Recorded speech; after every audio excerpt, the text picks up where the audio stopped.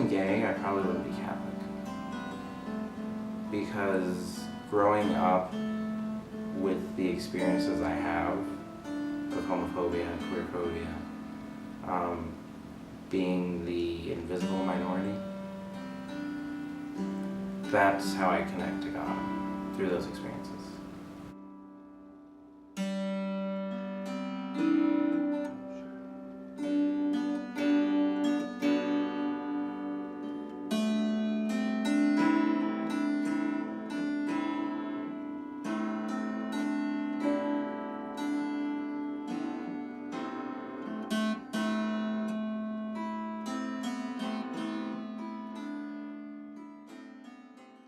At the Rainbow Resource Center, I am one of our student staff.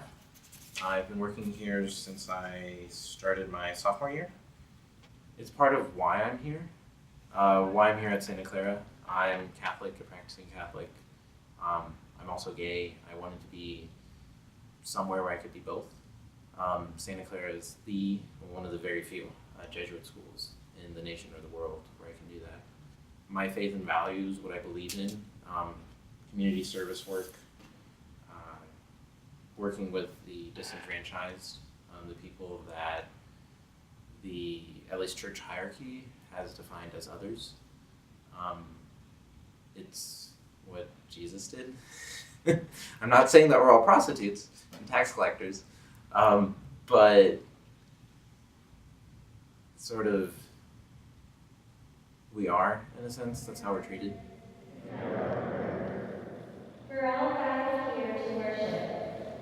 For Santa Clara University, for St. Clair Parish, and for all those who seek God. Lord, in your mercy. I first met Glen his freshman year. He came to the liturgical ministries formation evening. He wanted to offer his services in Eucharistic ministry and possibly other ministries in the church. That was my first encounter with Glen. And Glen was this white, blonde kid from the Midwest, and very earnest, and very dedicated to his faith. A lot of it has to do with growing up gay in Missouri, being Catholic, and then spending nights crying myself to sleep, praying to God, asking him, A, make me straight, or B, just, I don't want to be here. And I didn't hear anything. No message, no thunder, no burning bushes. And that was rough. Technically, the church teaches that certain kinds of things are not to be sort of engaged. And that includes a lot of things. So it includes sort of any kind of sexual activity that's outside the context of sacramental marriage. Anything, right? So that includes a lot of people doing a lot of different things. My connection to God is through my connection to Christ. And how on a emotional level, there's a sameness. Being born into a family that won't understand you. They have expectations for you that are wrong. Society tells you to be one thing. You're not that thing. So I think in some ways people who are LGBTQ and Catholic have to deal with the fact that both sides, both communities look a little strangely at the other community. So you might have some Catholics who would say, how could you possibly be a gay person? How could you even say the word? We don't believe in that, which is untrue. We do believe in gay people. We do believe that they exist. We do believe. So, but you have some people who really don't see the world in that way, right? So you have that kind of group of people. What would it be like to be one of the disciples in the crowd, like not saying anything, but seeing everyone jeer at Jesus, throwing stones, spitting, and you're not doing anything? Like I could understand mentally what that would be like, but I didn't feel anything. Everyone was throwing the stones at me.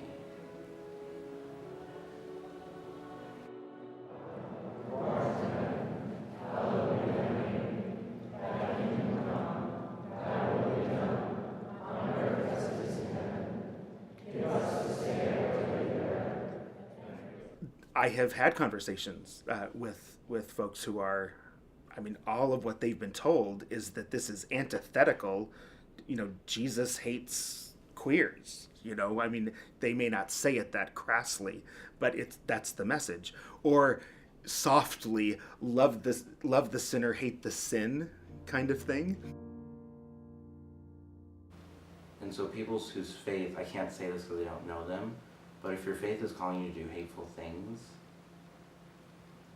then your church community and leadership needs to be focusing on how do you love yourself first. Because I really think that if you're killing someone because they're gay or transgender for your faith, and if you say that you're disgusted by them because of your faith, you're probably disgusted by yourself.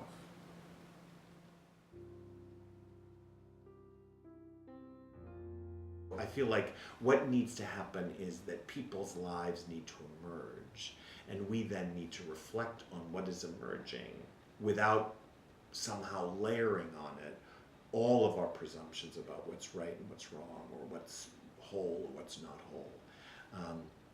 I think there's a lot of listening to do. I think there's a lot of reflecting to do. And I would hope that there would be less condemning to do. For me, telling them you're wrong is like a really small earthquake. And they're in that house, and they can hear the foundation cracking.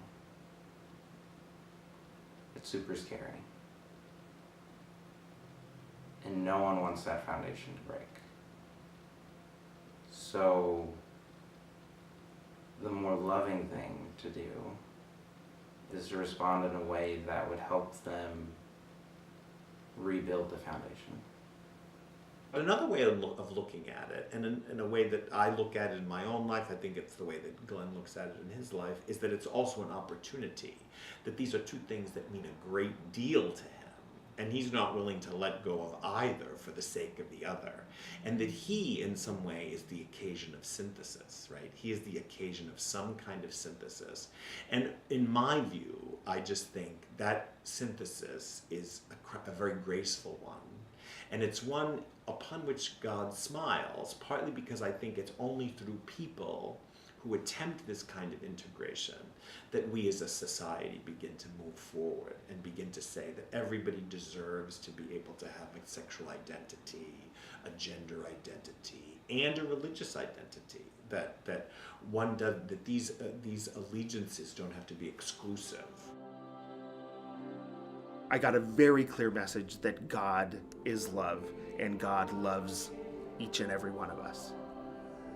Now, some people say that that's a super simple message, but in reality, that's the bottom line. Because if that's not there, or if we are unsure of that love, or we doubt that love or our lovability, our lives are less than what God would want them to be.